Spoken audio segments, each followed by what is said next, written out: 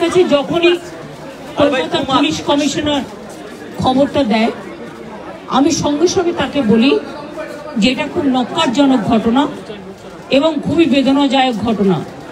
যেই জড়িত থাক তাকে ইমিডিয়েট শাস্তি দিতে হবে এবং আমরা চাই এই কেসটা ফাস্ট ট্র্যাক কোর্টে হোক। ফাস্ট ট্র্যাক কোর্টে হলে জুডিশিয়াল প্রসেসটা তাড়াতাড়ি হবে এবং তাতে আমরা ফাঁসির দাবি জানাবো।